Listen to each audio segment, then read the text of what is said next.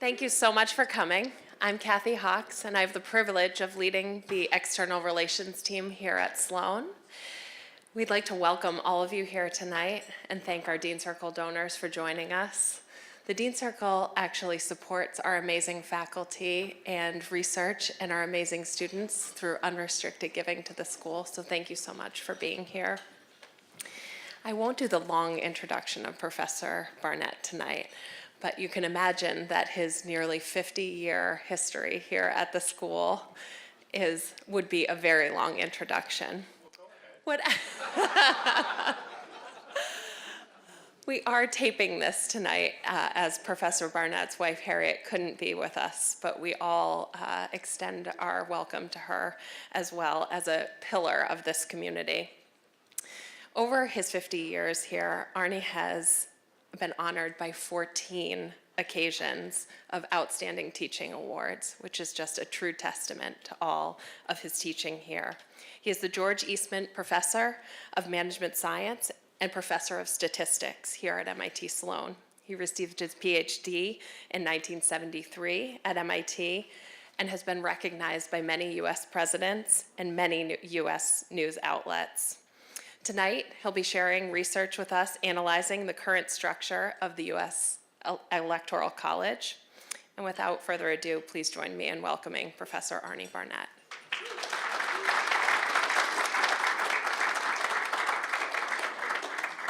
Do you need this? Thank you.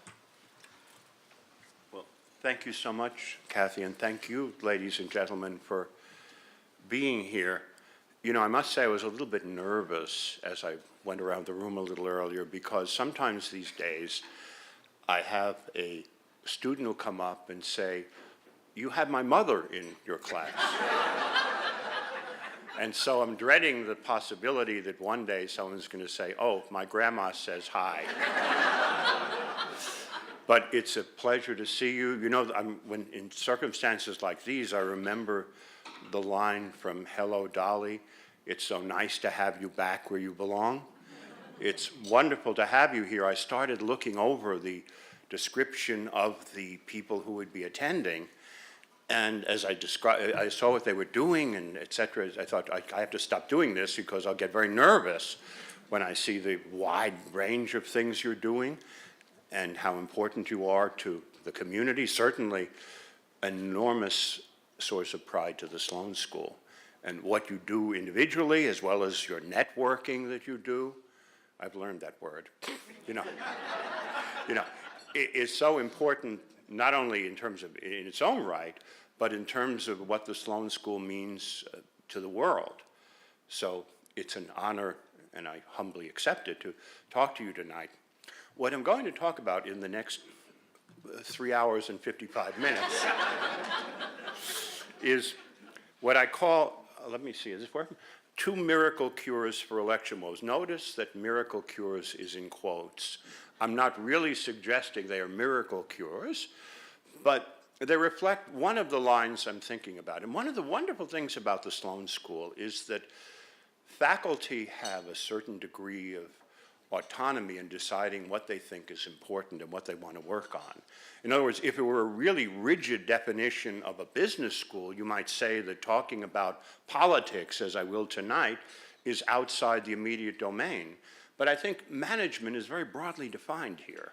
It can be public management, it can be private, it can reflect economics, it can reflect all kinds of other things. And that's one of the reasons I feel so wonderful being at the Sloan School.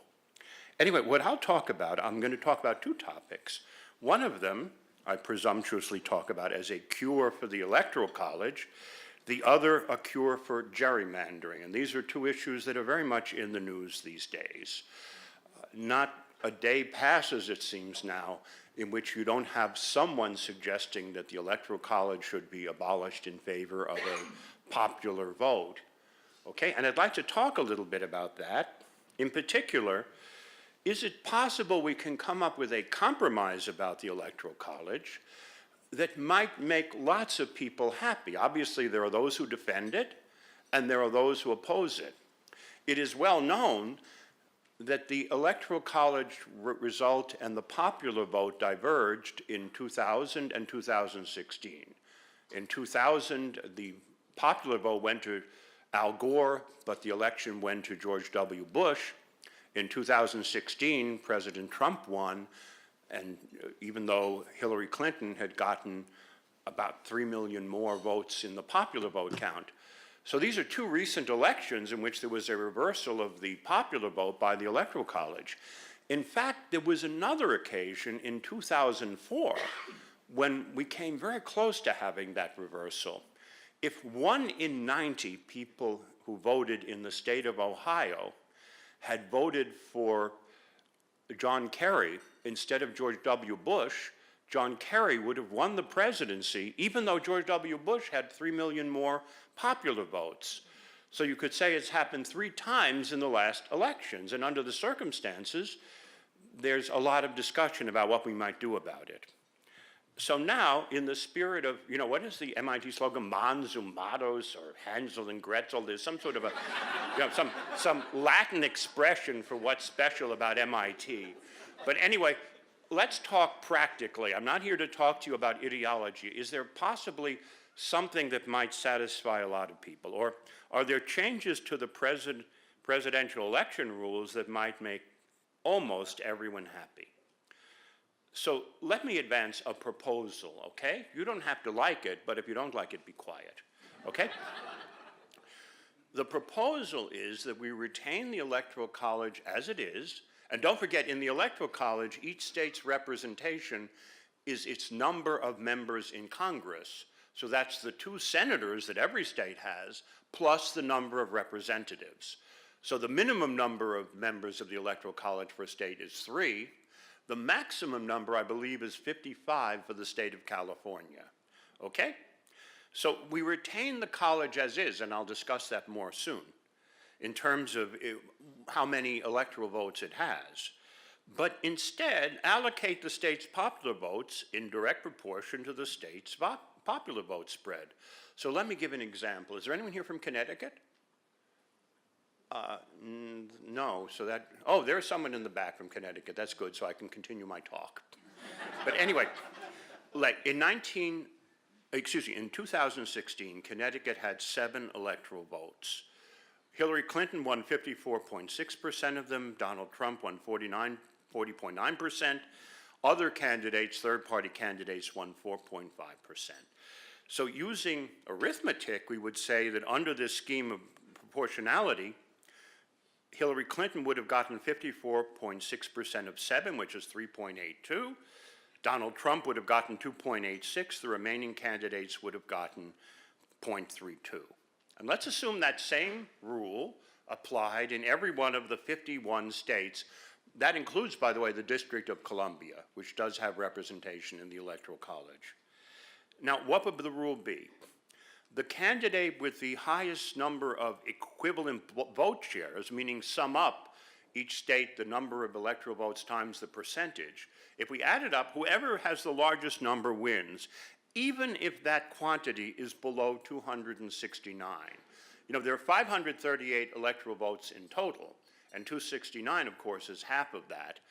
But let's assume even if there are 3 candidates, that the winner has only 264 electoral votes. In this system, that person would become the winner, okay? This introduces an existential question, so what? In other words, anyone can come up with, sort of an arithmetical solution like this, and I think this general solution, I'll tell you, there have been more than 200 proposals to modify the Electoral College. And this general proposal has come up before. What I think is different is that we at Sloan and we at MIT can think more about the mathematical properties of a solution instead of just raising it in general terms and saying, who knows what it will yield. Let me tell you what I think are the virtues of this system, okay? I say it has some desirable attributes. And I say one of the attributes that I consider desirable, you can disagree, is that unlike a shift to a popular vote election, EQV would increase the power of the small states. Now the small states have 3 electoral votes. And if we were to go to a popular vote, their share of the popular vote is much smaller than their share of electoral votes. So they would diminish. They already don't have that much relevance in the overall election. They would have even less, and thus they would have reason to oppose a scheme that went to a national popular vote. On the other hand, in this system, they would continue each of the states which have only 3 electoral votes, and by the way, there are 8 of them. They include, let's say, North Dakota and Wyoming. They also include Delaware and the District of Columbia. So interestingly, they are not the same, they're not uniform in terms of partisan outcomes. You know, Washington, D.C. is the most democratic outpost in the solar system, okay? And I think 91% of the votes in 2016 went to Hillary Clinton. But that is one of the places that has 3 electoral votes. Some of them are highly Republican, some of them are highly Democratic. But why would this system increase their power? And the reason lies in actually looking at the formula, as we at MIT are so manifestly equipped to do. And that is, they would continue to obtain their disproportionate share of electoral votes, at least 3, let's say, even though for a state which has 600,000 people. On the other hand, if you actually look at the formula for the equivalent vote share, winning a state depends not only on getting more votes than the others, but it also takes into account the margin of victory and not just the fact of victory. You know, in a state like Wyoming, it may be that in 2016, President Trump got maybe 76% of the votes, but as a practical matter, he could have gotten 50.1% and would have gotten the 3 electoral votes. Here, the way the formula is calculated, the margin of victory as well as the factor of victory enter into the calculation. Why does that benefit the small states? It turns out, ladies and gentlemen, that the small states tend to vote much more lopsidedly than the states as a whole. So, for example, there were 7 states in 2016 that had 3 electoral votes, and the average margin of victory for the winning candidate was 35.3%. In the rest of the nation, the average margin of victory was 15.8%. Now, to the extent that the margin matters in the formula, 35 is about twice 15. So basically, it has the effect of increasing the importance of the smallest states by a factor of 2. In fact, let me show you some calculations, okay? And this is for the year 2004. By the way, the work I'm describing is work I did in cooperation with my colleague Ed Kaplan at Yale. One of the wonderful things about Sloan is that it encourages collaborations not only across MIT, but across schools, across continents, across solar systems, etc. But anyway, let me just show you this. In 2004, as we described in our paper, there were 8 states then that had 3 electoral votes. They only contributed 2.2% of the popular vote. They had 4.5% of the electoral votes because of the minimum of 3. If you actually work out their impact share as we would define it, not only the who won, but by how much did the person win, if you do the calculation, they get 10.2% of the national result, something like a factor of 5 higher than their popular vote share. If we go to 4, 5, and 6 electoral votes, and those are all the states that had fewer than the median number of 7, if you were to look carefully, and I'd be glad, by the way, to distribute the slides to anyone who wants them, they basically benefit, all of them benefit by the rule that we were proposing. So in other words, the small states have no reason to oppose this because it increases their influence rather than decreases it, whereas a national popular vote, by its very nature, would decrease it. So in that sense, one of the sources of opposition might be reduced. On the other hand, let's say something else. Let's consider the large states. The 5 largest states in the country by population, at least at the time of the election, were California, Texas, New York, Florida, and Illinois. Okay? I think now in the 2020 census, Florida will actually overtake New York. So New York will be 4th and Florida 3rd. In any case, you know and I know that as a practical matter in the election, only Florida was a contested state. I mean, California, Texas, New York, Illinois, it was pretty much understood who was going to win, and neither the winning candidate nor the losing candidate spent very much time in those states. So they themselves are, in effect, reduced to irrelevancy. By the way, the 4 irrelevant states here contain 31% of the US population, okay? And as we say, that's approximately 1 in 3. Now you see, if we were at Harvard, I would have to explain that statement. But ladies and gentlemen, so the point is now, under the rule we've described, okay, what would happen is that it's not only a matter of winning, but it's a matter of what percentage you get. So for example, suppose you're a Republican and you expect to get 42% in California.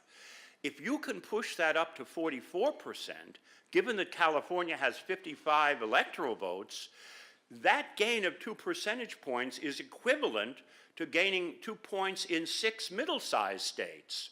In other words, the bigger states would once again retain influence. It's not just a matter of who wins, it's a matter of what percentage you get. So the candidates might discover the way to San Jose and Houston and Chicago and Brooklyn. So you could say this would benefit both the small states and the large states. Now, what about the states that are swing states, such as Florida, okay?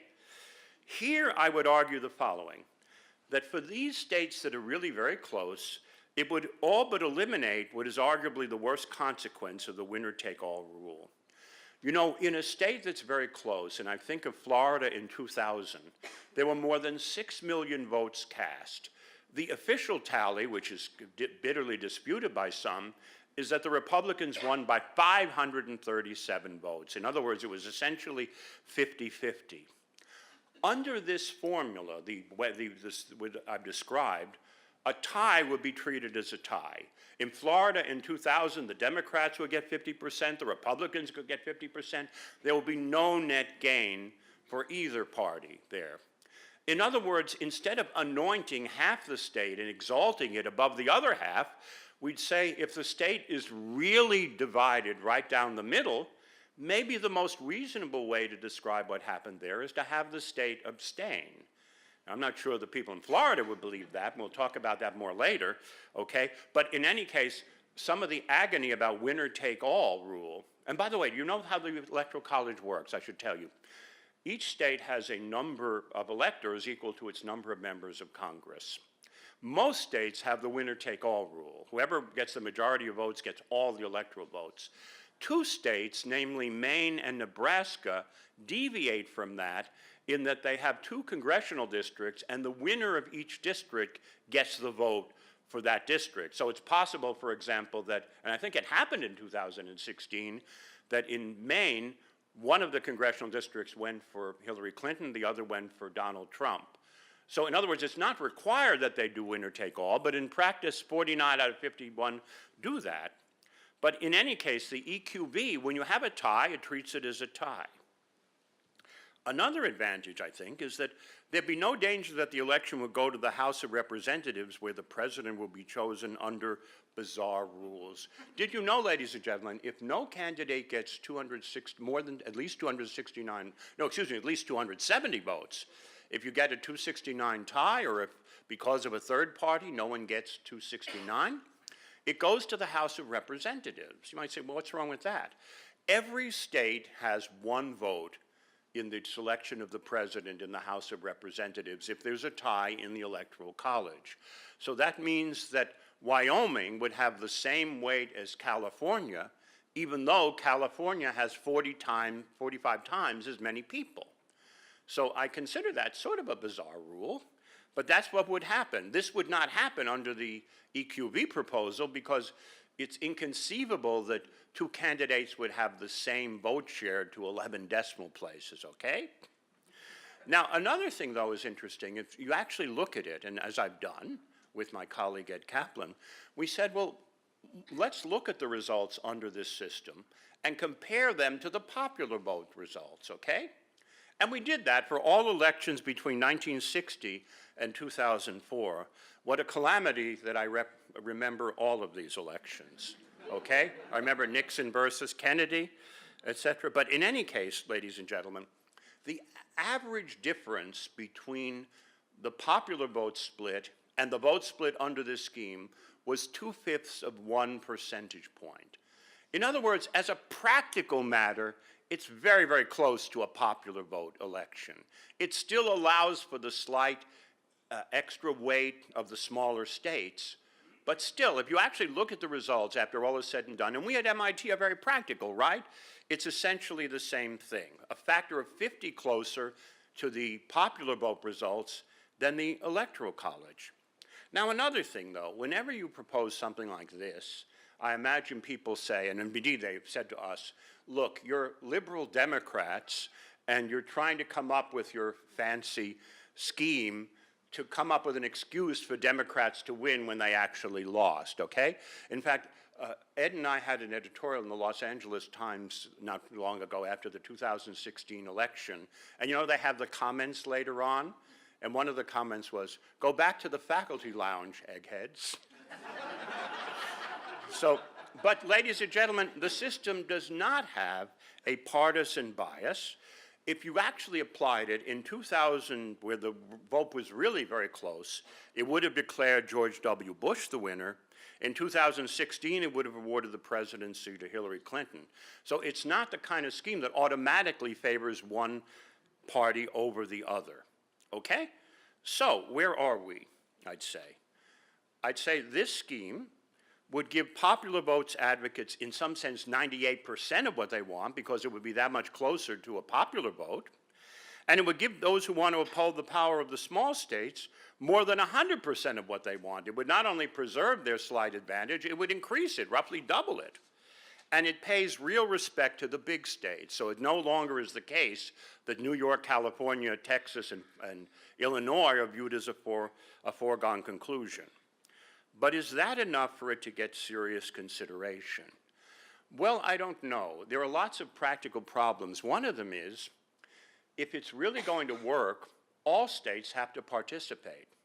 What if, let's say, Illinois were to say, we go for Democrats. If we had this scheme, we'd be giving 45% of our credit to the Republicans. So we'd like to continue with winner take all. If some states did that and other states went to this, then it would, in some sense, be a form of unilateral disarmament on the part of the states that took part. In fact, in Colorado, ladies and gentlemen, they actually had a referendum some years ago where they said, why don't we break our electoral votes roughly in proportional to the popular vote split? I think they had 9 electoral votes at the time. So if you had, let's say, 54-46, 5 would say they are for the winner, 4 would say they are for the loser. In the referendum, this was absolutely cream, because they say, why would Michigan reduce itself to virtual irrelevance? If it's going to be 5-4 or 4-5, Michigan doesn't matter anymore, and now it does matter. It's a swing state. So it would be very hard to get individual states to do it unless all of the states agreed to do it at the same time, or unless there were a constitutional amendment, which is to say this is the way votes will be allocated. And for a constitutional amendment to pass, it has to get, what, 2/3 of the members of Congress and 3/4 of the state legislatures. That's not inconceivable, but ladies and gentlemen, that's a very heavy lift. You know, there is another scheme that you may have heard of that's actually more popular. And by the way, I'm very envious of it because it's very clever. I wish I had thought of it.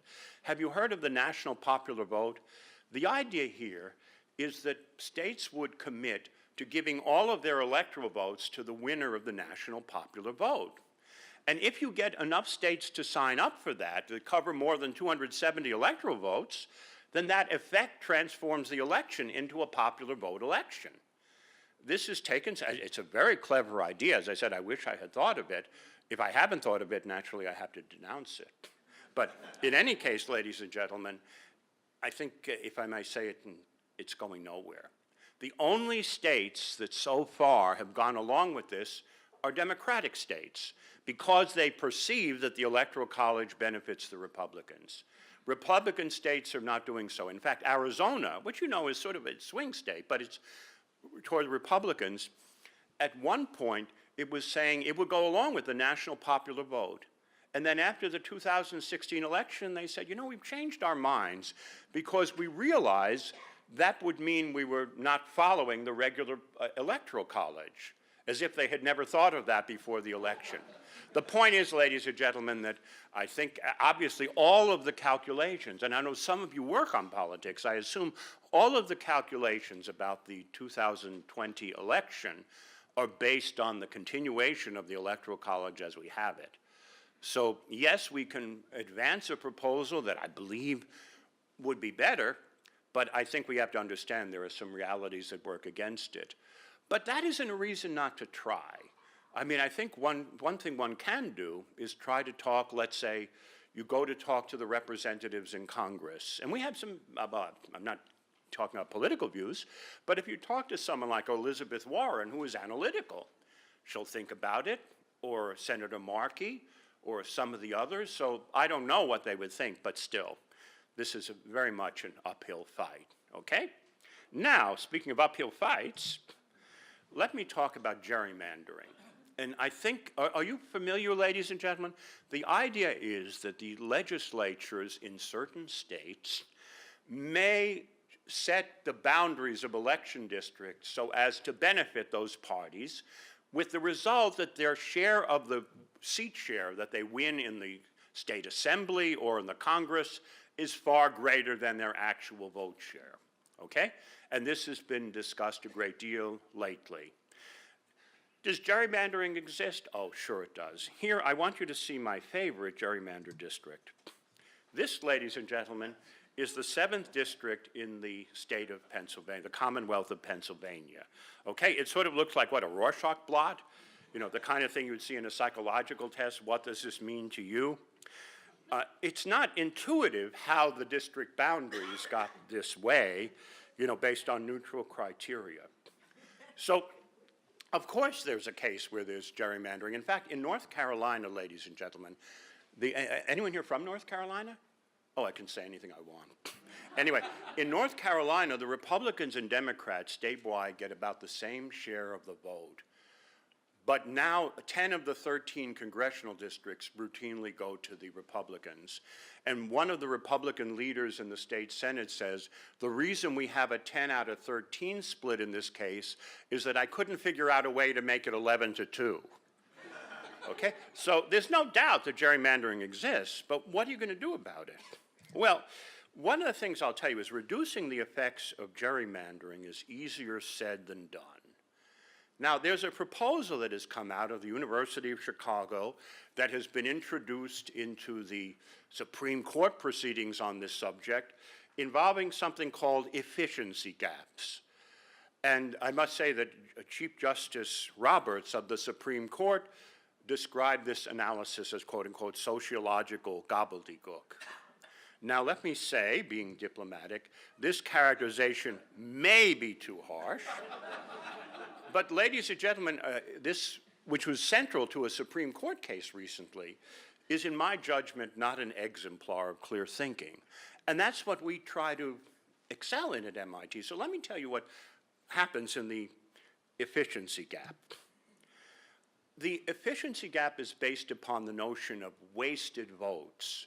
And they define it as the following in a given election. All the votes for the party that lost are considered wasted votes, and that's expressed as the percentage of all votes cast. So if you had, let's say, a 65-35 split, all 35% costs for the loser are called wasted. For the winner, all votes above 50% are considered wasted because you didn't need to win by that much. So, for example, if it's 65, they'd say 65 versus 50 is 15. So there was a 35 wastage for the loser, a 15 wastage for the winner. They would say the efficiency gap is 35 minus 15 is 20. Okay? Now, if you think about the mathematical properties of this statistic, some of them are a bit odd.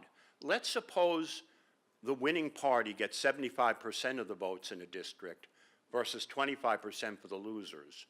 Well, the losers have 25% as their inefficiency, right? Wasted votes. For the winner, it's the same thing, 75 minus 50. So a case where you have a 75-25 split, there's no efficiency gap. The efficiency gap is 0. 25 wasted one way, 25 wasted the other. And that means if you were to have a 75-25 split in favor of one party in every district, it would get 100% of the seats, right, because of the 75-25 wins, with 75% of the votes, and under the efficiency gap, this is the ideal outcome. Okay? See, this is a mathematical property of it. Okay? And as you look through the mathematical properties, they're a bit weird. But it occurred to me that if one is going to have a critique of the efficiency gap that people are going to take seriously, you can't just come up with hypothetical examples. You have to come up with examples with actual data. And that is why God created graduate students. I am working now with a student in our Masters for Business Analytics program. He's from mainland China, which is fascinating because, well, let's put it this way, they don't have that many elections in mainland China. But he has very much gotten involved with me, and we've done lots and lots of calculations of the efficiency gap. And anomalies are quite, they come up so often, they're not really anomalies. Let me give you an example. In Alabama, in the congressional race in 2014, the Republicans got 67.8% of the vote and 85.6% of the seats. Yet when you calculated the efficiency gap for that 20-point difference, it was 0.011. And by the way the authors of the efficiency gap described how it should be used, they said, if the gap is below 0.08, then there's no issue. If the gap is above 0.08, then what you have is suspicious, and the more above 0.08, highly suspicious. That was the rule of thumb they came up with. So 0.011 would be an example of something that, from their point of view, is an excellent result. I don't know if that result is so excellent. Okay? It means the Democrats got 33% of the vote and 14% of the seats there. Instead, let's look at an election in the state of New York, my home state. The Republicans in the congressional election got 33.7% of the votes and 33.3% of the seats.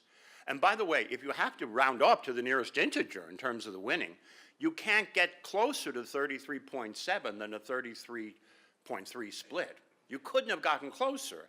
And yet when they come up with the efficiency gap, it's 0.179, which it describes as quote-unquote highly suspicious. The point I'm making is that a low efficiency gap does not mean that there isn't a meaningful difference between the vote share and the seat share. And a high efficiency gap doesn't mean that there is a big difference. Of course, there are cases where both are in alignment, but I'm saying that one shouldn't treat this as sort of a panacea, okay? The Washington Post described the efficiency gap as quote-unquote groundbreaking research. So what I say is, okay, it broke the ground, let it stay there, and maybe we should bury it. But it's interesting. You see, ladies and gentlemen, one of the nice things about, obviously I'm saying this again and again, at MIT, when we have a mathematical model, we think a little bit about what it implies. And many people don't do that. And that's one of our comparative advantages, that we don't get frightened by numbers and say, oh, the efficiency gap is the answer to the question.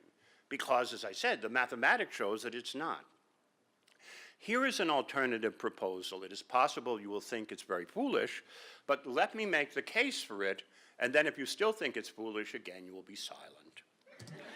Ladies and gentlemen, if the real issue that people are upset about is that the percentage of seats is not the same as the percentage of the vote, and every article I've seen about inequity focuses on that statistic, why don't we start out by insisting that there be a match between the percentage of seats a party wins and the percentage of the statewide votes? And let's assume we achieve that as painlessly as possible. I'll explain what I mean momentarily. In fact, the way I'll explain it is, I want to talk about a case from the state of Wisconsin that was central to a Supreme Court discussion in 2018, the one in which Supreme Court Justice Roberts said that the efficiency gap was, quote unquote, a sociological gobbledygook. Anyone here from Wisconsin? Okay, wonderful state, okay? We can sing On Wisconsin later, okay? Ladies and gentlemen, here's what happened in the state, and this was central to the Supreme Court case. In that election for the state assembly, the Republicans got 48.6% of the statewide vote, but they won 60 of the 99 seats in the assembly, which is 61%, okay? So in other words, with 49% of the vote, they got 61% of the seats. Okay? Now, here's what I would suggest under this alternative proposal, and just listen a bit before you storm out. The Democrats won 51.4% of the vote.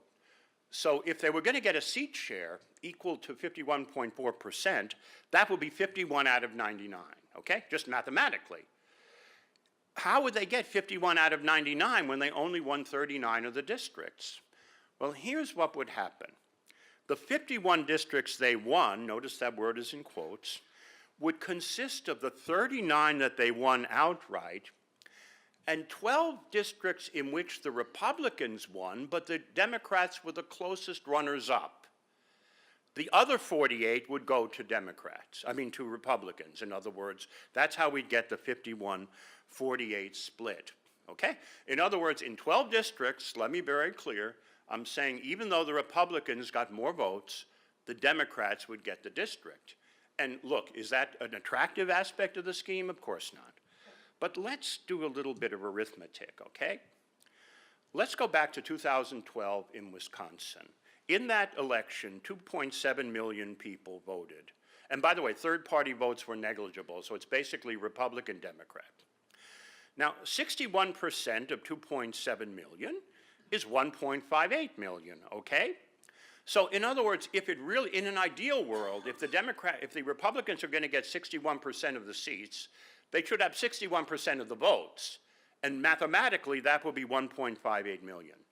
Well, they didn't get 1.58 million, ladies and gentlemen. They only got 1.25 million, which, by the way, is a shortfall of 330,000.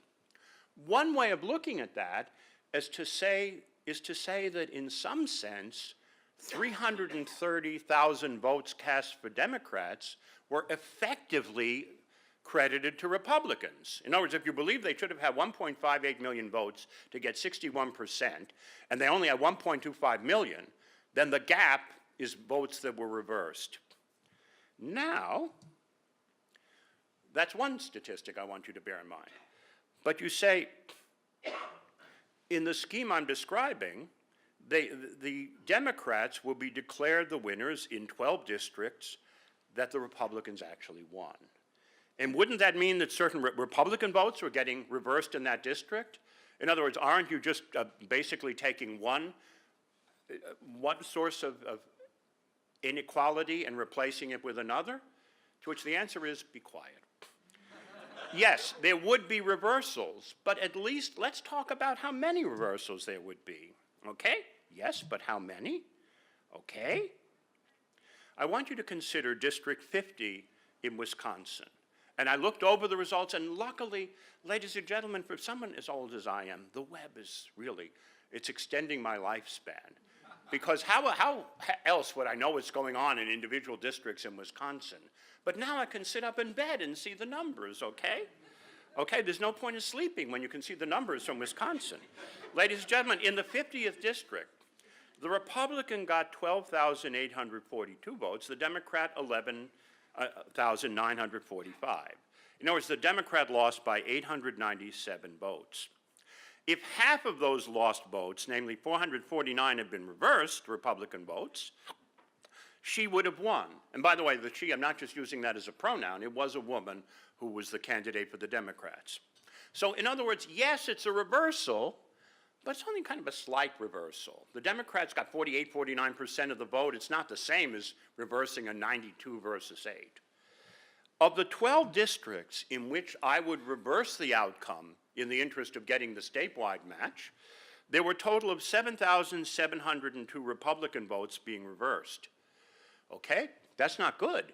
But if that has the effect of counteracting 330,000 vote reversals, at the statewide level, maybe it's a trade-off worth making. In other words, the number of reversed votes, if you define them each way, drops by 98%.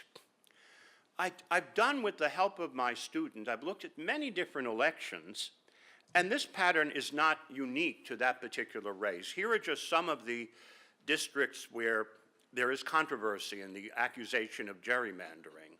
And once again, if you follow this scheme, reversed votes would go down by numbers typically way up in the 90s. We had one in case of Maryland, it was only in the 80s, but there Maryland only has, I think, 7, or wait, I'm not sure how many congressional districts it has. Maybe it has 9 or something. But the point is, the integer round-up problem in a small state is more serious than elsewhere. Okay? So there we got an 89, but generally when I've done it for assembly races, for races for Congress, typically you get the numbers in the vicinity of, yes, you had reversed votes at the local level, but 98% of the time is the cutback. 98% is the reduction on reversals.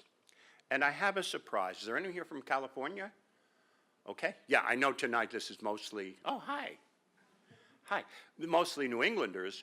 But California, which is sort of a trend-setting state in so many ways, decided a while ago, we're not going to let the congressional districts and the assembly districts in California be set by the politicians who will naturally do things that benefit them. We're going to have a commission of distinguished citizens and non-ideological engineers, et cetera, and geographers, et cetera, come up with districts so that we get the statewide result, okay? Well, I've looked at the results in the state of California. And as I said, a commission of experts sets the district lines precisely to prevent the distortions tied to gerrymandering.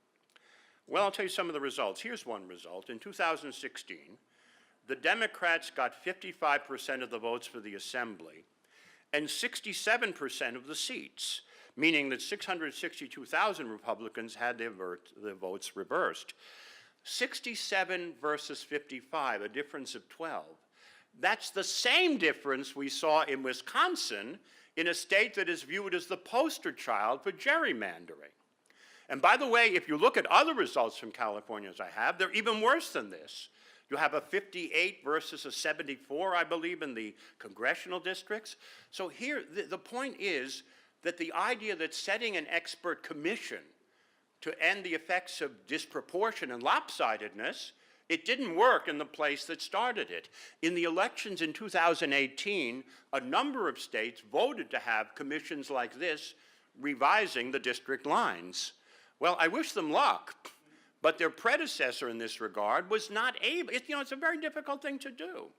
Another thing that's difficult is that something that is fine for a given election in terms of, let's say, not having bias, can yield a completely different result in the next election. Let me give a simple hypothetical example.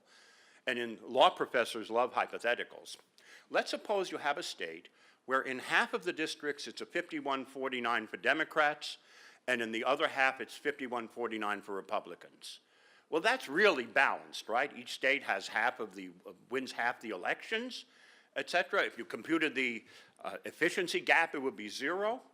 Let's suppose in the next election, again, this is a hypothetical, that each district goes 2 points in favor of the Democrats. There's a swing of 2 points. Well, if it happens everywhere, that means the 51-49 for Democrats becomes 53-47, and the 51-49 for Republicans becomes 51-49 for the Democrats. So in other words, in one election you have a perfect match. In the next election, the Democrats with 52% of the votes will get 100% of the seats. So that's itself the notion that there's an instability from one to the other that the efficiency gap can't consider. And I can only tell you, if we had used our procedure, or the one I was thinking of, the statewide match, reversals as I've defined them would have dropped by actually 96.22%, okay? What are the advantages of this proposal? I'm not saying it has no disadvantages. Here, let's go over the advantages. First of all, it's fairly simple to explain. You're basically going to match the statewide seat votes with the statewide popular vote. Okay? It eliminates the disparity that everyone is worried about. It does it by fiat, which is not ideal, but it does get rid of the problem to begin with. It doesn't depend on the specific geometry of the election districts. If it's based on the statewide vote, having, an election district that looks like an eagle that's ill really doesn't give you any particular benefit. It's easy to implement, ladies and gentlemen. Once the results are in for each district, we know how many votes for each candidate, we know the statewide tally. The next day, if the election is Tuesday, by Wednesday you would know what happened, okay? It would reflect what happened in this election, not what happened in previous elections, as would something like the efficiency gap. It doesn't depend on what other states do. You see, the weakness of the proposal I gave you for the Electoral College is that unless all states take part, it's not going to work. But if Pennsylvania decided to do this, it doesn't have to worry about what Utah is doing, right? Moreover, I say every vote counts. Even if you are one of the people whose votes is reversed, a Republican in a district where it's given to the Democrat, you still have a vote in that you contribute to the statewide vote share, so that everyone has some role in the vote. No one is left out in this proposal. Okay. Having said that, you might say, still, it's disquieting to deviate from first past the post in individual election districts. Of course, it is disquieting. I believe it, you believe it, everyone believes it. On the other hand, ladies and gentlemen, hey, look what's happening in the world. Now there are more revisions of voting so that the winner who gets the most votes doesn't necessarily achieve victory. In San Francisco, there was a mayoral election where they had sort of approval voting, where you not only voted for the candidate you favored most, but also the second choice. And in the recent election, it appeared that the winner of the first past the post would not actually be the mayor because of so many second place votes for another candidate. It turned out at the last moment the winner of the popular vote did become the mayor. But the point is they are no longer insisting on first past the post because of this scheme. In the state of Maine, here in New England, they've actually voted to, again, allow approval voting. It's no longer the case that it's automatic that the one who got the most votes will win. So if you've already decided that maybe you'll sometimes deviate from that principle, to the extent that we're doing it here, which is not very often, maybe it's not a crime. What about the chance of adoption? There is a chance of adoption, but the question is the chance zero?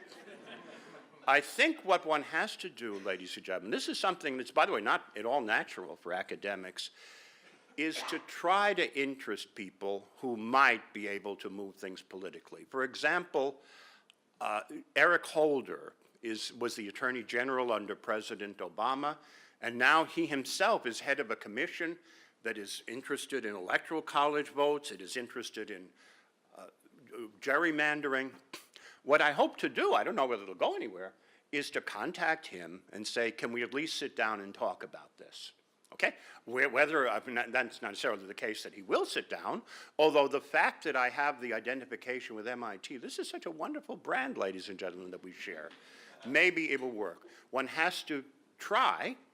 I don't know how far it will get, but anyway, it's an idea. I'm not saying it's necessarily a brilliant idea, but the point is that we at MIT think about, well, if something is wrong, is there a practical solution? And that's what I was trying to do here. And of course, I don't know what your reactions are. I know I gave a talk once in New York, and someone at the end said, I hate your proposal, and I'm going to write to you about it. And I said, fine, because no one ever writes. You know, and he never did, et cetera. But anyway, I'm obviously interested in what you think. Let me say one last thing before we throw things open to questions or whatever. And that is, you know, some of you were here when Lester Thoreau was the dean, right? And you may have heard the sad news that Lester Thoreau died recently. He was a wonderful dean for the Sloan School, and I think he really helped put us on the map. You know, it used to be in the old days, people would say, oh, I didn't know MIT had a business school. Well, if I was able to say to them, well, maybe you've heard of our dean, Lester Thoreau, then they would shut up. I think he was wonderful in terms, but I want to tell you something he said that I thought was actually very moving. And that is, he was once at an event in Japan, and someone said to him, you know, I'm just a cipher in the life of my company. My company will last 5,000 years. What in America will last 5,000 years? And the dean thought only a moment, and then he said, MIT.